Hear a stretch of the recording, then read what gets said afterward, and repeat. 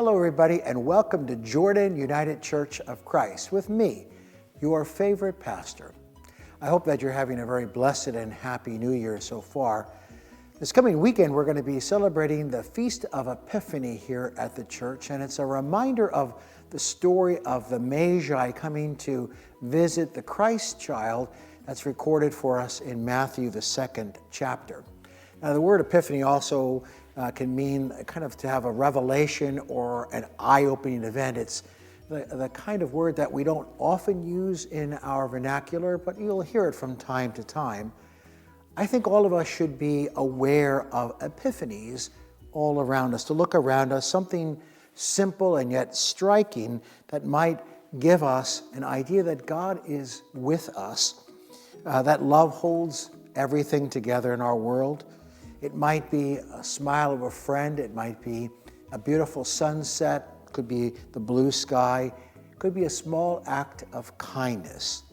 You know, epiphanies abound all around us. And so keep your eyes open for epiphanies. This coming Sunday, January 7th, we'll go back to our normal schedule, 8 and 10:30 services. We're going to begin that new series that I've spoken about before, Wrestling with Doubt, Finding Faith. This coming week, I'll be talking about, is there a God?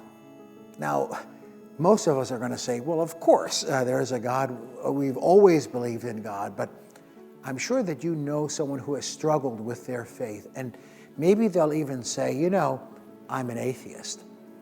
Usually saying I'm an atheist means that they have believed in God, but something maybe very difficult has happened to them, and they're kind of trying to find their way through life, denying the goodness of God rather than simply denying there is a God. So this is a wonderful new series that I would encourage not only you to come to, but also friends that might be struggling with these issues. We'll also be looking at Adam Hamilton's book by the same title, which is the basis of the series at 9:15 a.m., beginning this Sunday, January 7th, in the Sarah Harding classroom. You're welcome to join us either at 8 and stay for the Sunday school class at 9:15, or come at 9:15, stay for the message and worship at 10:30. Also, it's going to be an activity for all of the children and youth, a New Year's activity in our social hall at 9:15. So it's a wonderful time to come dressed more casually to Sunday school and join us. And then, again, weather permitting, we'll talk a little bit of that in just a moment. At 6:30, as Ruth Ann McKay likes to say, sharp, we'll have our annual adult youth competition in the social. There's something for all ages and all abilities.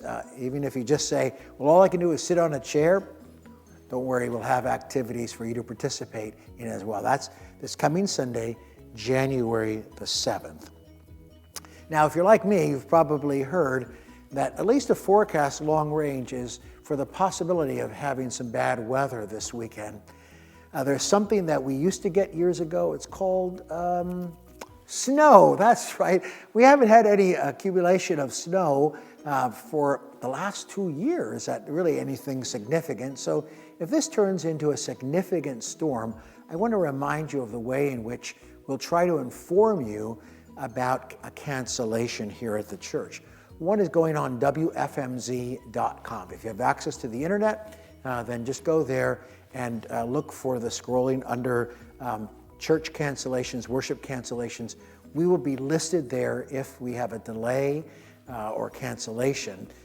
We normally would cancel 8 o'clock and Sunday school and maybe have 10:30, or we'll just have the 10:30, or we'll cancel the entire morning. So WFMZ.com is an easy way.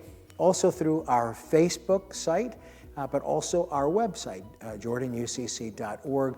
You'll find information posted there. You can also invite friends who may not have access to the internet to call into the main church number, which is 610-395-2218. 610-395-2218. Listen to the outgoing message. If there is a cancellation, then you will hear it on that outgoing message. If it's a normal message, thank you for calling Jordan United Church of Christ, then you know that we are planning to have services that morning. We'll make the decision as early as possible, but again, it's something that we are kind of out of practice with for some time, so we'll do our very best. Either way, we will have a live stream of some sort at 10:30 through our normal platforms, Facebook, our own website, YouTube, and so on. Wherever you would normally be able to join us virtually, you'll find probably an abbreviated service there. Adam, Frank, and I are working on some details to make sure there's still an opportunity for us to join together, even if, like we were during COVID, it might not be in the same space to worship God. Finally, I just want to share with you a poem that I came across very recently. It's by Jan Richardson. It's in her book, Circle of Grace, which was published in 2015. How the Light Comes. And Epiphany is, again, a celebration, just like we did on Christmas Eve, as we held our candles high and said that the people who sat in darkness have seen a great light. The theme for Epiphany is light. And so, how the light comes, Jan Richardson writes in this poem, I cannot tell you how the light comes. What I know is that it is more ancient than imagining, that it travels across an astounding expanse to reach us, that it loves searching out what is hidden, what is lost, what is forgotten or in peril or in pain, that it has a fondness for the body, for finding its way toward fresh, for tracing the edges of form, for shining forth through the eye, the hand, the heart.